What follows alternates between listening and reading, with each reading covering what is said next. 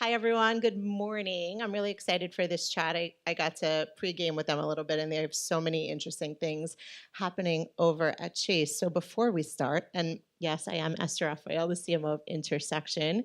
We are an out-of-home media and technology company.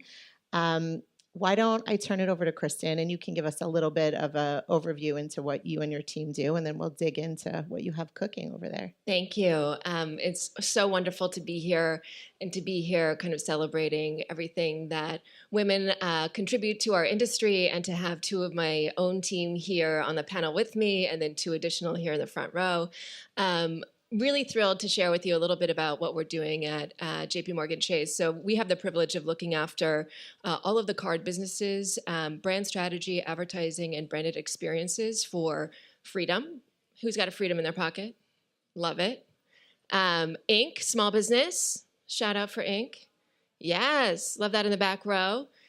Sapphire and Sapphire Reserve. Okay, a few more hands. I do hope that you've made it to JFK or LaGuardia. Who's visited one of the airport lounges?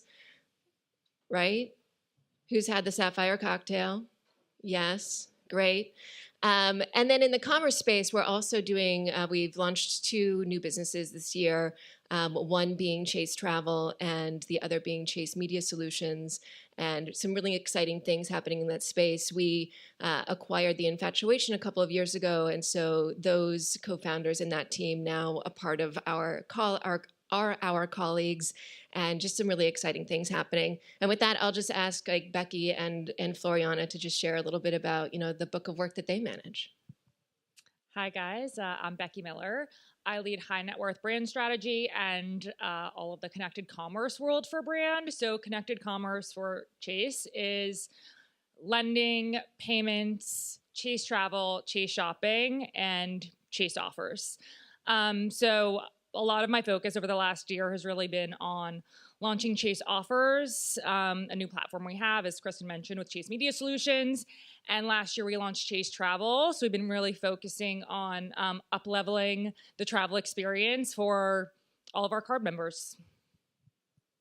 Hi, everyone. My name is Floriana Abramovich, and I lead the card cash backing portfolio at JPMorgan Chase. So I lead the Freedom Card portfolio, focusing on our Freedom Unlimited card, our Freedom Flex card, which has quarterly rewards, and our Freedom Rise card, which is focusing on those building and starting their credit.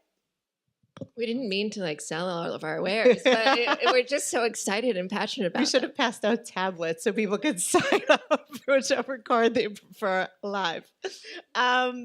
Okay, so everyone's talking about Gen Z. Certainly, we're all marketers in the room. We know that those born between 1997 and 2012, they will soon become the wealthiest generation ever. I'm not in that generation. Wishing I was. What is Chase doing now to build relationships with this audience? I know you have a lot going on. Do tell. Yeah, so I'm going to pass it to Floriana because she's really the one who's focused on this segment most explicitly. I think, as we all know, we see the media habits shifting in different ways than our own and in previous generations. And so it's a really important audience for us as you think about the customer life cycle. This is the moment where you're stepping out on your own. You're starting to think about setting up your financial life and your financial future. And it's these decisions where we want to support this group with all of the things that they need to set out on the right foot. And Flo, I'll let you kind of talk a little bit about Freedom Rise. Yes. Tell us a little bit about some of the ways a financial institution like Chase has to think differently about marketing to Gen Z and understanding the initiatives and messages that resonate with them. So we first have to understand that Gen Z is the first generation to grow up with technology. So where they consume media is very different from other generations. And then when you layer in where do they look for financial advice and financial content, your channels get incredibly limited. And so where do they look for advice? They look for advice on YouTube, Instagram, and of course TikTok. But they don't just listen to any random voice. They listen to people who are relatable, who are relevant to them, and more importantly, those that are credible, because they're not just going to take advice from anybody. And so with credibility comes JPMorgan Chase. As I mentioned, I lead one of the starter cards. So Freedom Rise is one of our cards that focuses on those for those establishing and building and really just starting on their credit journey. And it's a card that speaks to really Gen Z. And so we had to take a look at how do we market to this audience, because it's obviously very different from how we market Sapphire or how we market the general Freedom portfolio, because this audience's attention span is very limited. So you have to make sure that you are grabbing their attention within the first 2 seconds of our advertising. You have to make sure that our color palette, our Vis ID system really speaks to them, right? And we're differentiated from everyone else in the marketplace. And so we created Freedom Rise. We created a beautiful marketing campaign that's actually live right now. We have some digital out-of-home assets in places like Times Square and the World Trade Center. We'll actually show you a video in a moment so you can see the work in real life. But the Vis ID system focuses on bright, beautiful colors so that are attention grabbing. I think within the financial services space, it's like a sea of blue. You will definitely see a difference when you see this work. We also had to make sure our messaging was very concise and to the point. You have to understand why we're talking to you and what product and service do we offer that's going to help solve a problem of yours. And then another fun layer that we included in our advertising is the use of emojis. We know that Gen Z talks and lives in color, expression, and they do all of that through emojis.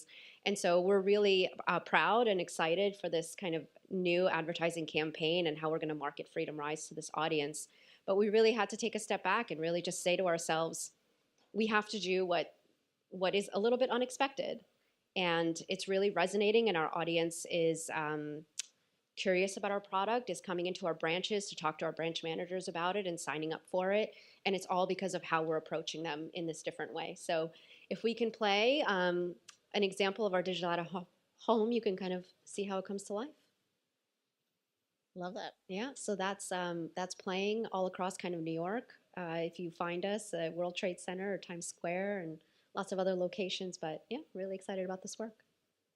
I like if you can figure out the subway, you can figure out your credit. It's really cute. Half the time I can't figure out how to get anywhere on the subway, and I've lived here my whole life. Okay, so let's talk a little bit what Chase is doing, not only for Gen Z, but for the rest of your population and the many other cards. How are you engaging with your current customers these days? Yeah, I think we touched on it just at the top here, really through physical expression and physical experiences in some of the more premium spaces. We're just coming off an incredible summer with Sapphire Reserve at the Olympics, and with our partnership with Visa, we had some really great customer experiences in Paris, on the Bateau Mouche, on the Seine, and at Giraffe. We are coming up on Art Week in Miami here in just a few weeks. And the goal for these experiences is to be where our customers are and ensure that we're creating an additive component to their relationship with us. There's so much focused on credit cards as we all think about financial institutions, on numbers and policies, and less about experiences and lifestyle. And I know that that's a big part of the work that you do. How are you redefining engagement based on consumer experiences? Redefining engagement? I think it's continuing to as I mentioned, kind of pursue this moment of like, how do we create additive moments when we know that customers want to be at these cultural events where they can participate, they're already planning to be there. How do we create extra layers of value, and not just economic value, but also in ways where it's more experiential value? So things and experiences where it is really elevating and premiumizing the moments that they're already participating in. Do you want to talk a little bit about what you do in the lounges? Yes, of course. So Sapphire is a food and a dining and a travel value proposition at its core, with elements of wellness design accompanying that. And so you're always going to find a just beautifully designed space. So if you've been in any of our airport lounges or you happen to make it to Paris, we really pride ourselves on bringing that design element into the space. Second, and working with incredible design partners to do so. Second is always you're guaranteed to find like a great bite and a great drink. So we know that the Sapphire customer in particular is very specific and intentional about where they choose to dine.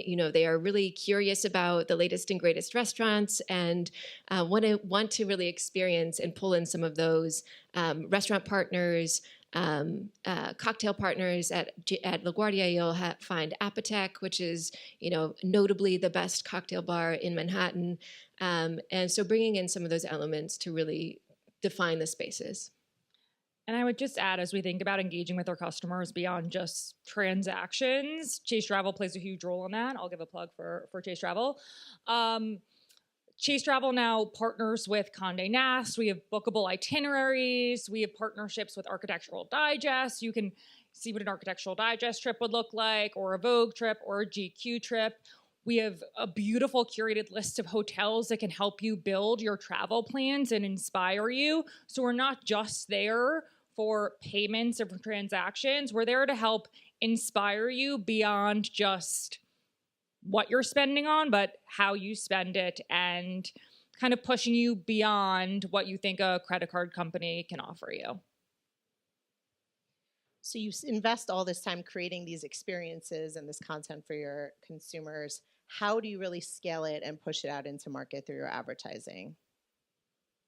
That's a great question. So content, and you only capture so many people in the physical space, and so content and amplification of that content is super important to us.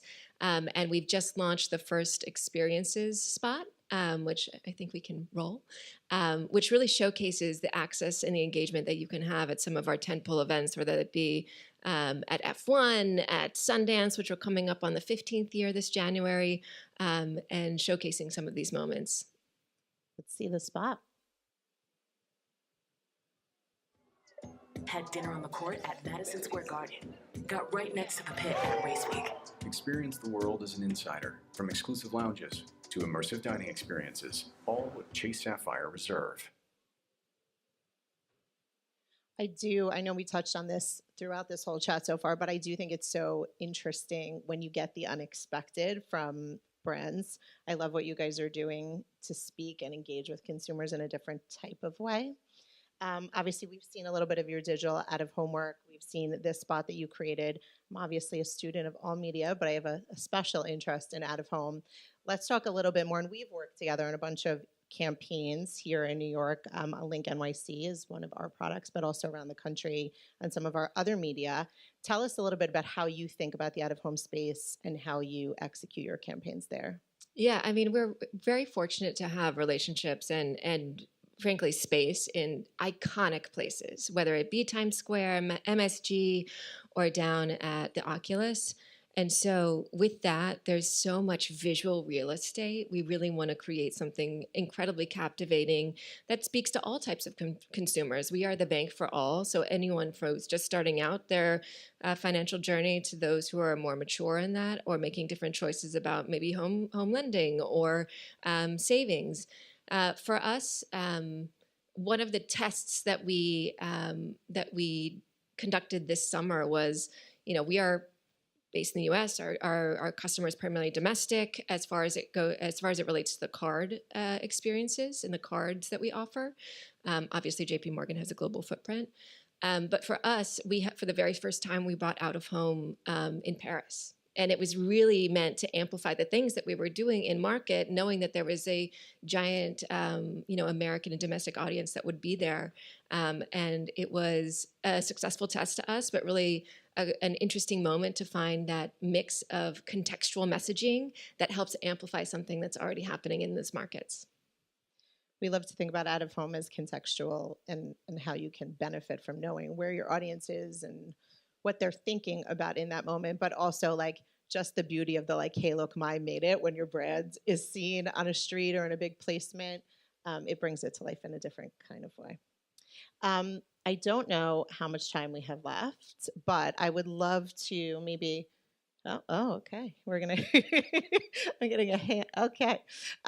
We have a few minutes, so perfect, because I would love to hear a little bit about, you've shared what you're doing. I'd love to hear a little sneak peek of what we have to come in 2025. Can you give us some secrets?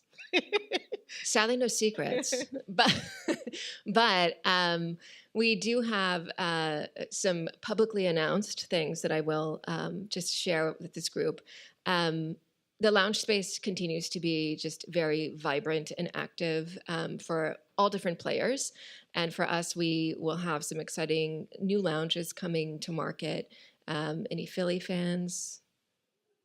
Yeah. Philly is a big market for us, and also for, it's a bit of a Chase hometown also, so we have a lot of folks who are based in Delaware. We also have LAX, we have Phoenix, and we have San Diego, so continuing to really build out our lounge portfolio. And on the Sapphire side, and I'll tout a little bit of the Sapphire side because that's I'll represent Sapphire for today, really looking at some of these cultural tentpole moments and continuing to expand our footprint there. So I had mentioned Miami Art Week, Basel coming up in December. We also have, for the 15th year, we're a sponsor of Sundance at Park City. We will also have F1 again next year. So how we bring those to life, we're really looking at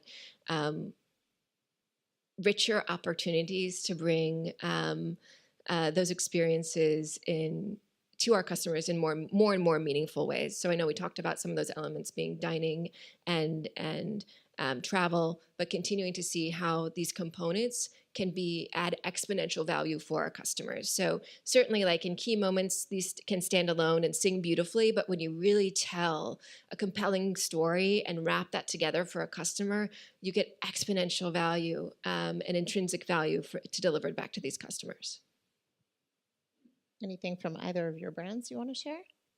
From an shopping and offers perspective, shopping and offers, the platform launched last year. We're just continuing to build out the offers platform to make it more and more robust and continuing to build relationships with businesses and partners to build even more offers for consumers. So that's something that I think everyone should be excited about for the future, is finding a new way to shop with exponential opportunities to shop via Chase. Yeah, and for Freedom, we continue to reinforce the value prop that all of our card members really love, and obviously continuing to talk to our Gen Z audience. Next year is going to be a really great year where we continue the conversation and build out different experiences and strategies that engage them. Well, I'm looking forward to seeing these all roll out in 2025. Thank you so much, ladies. This was an awesome way to start the day at Advertising Week. Brand Thank Innovators. you. Thank you.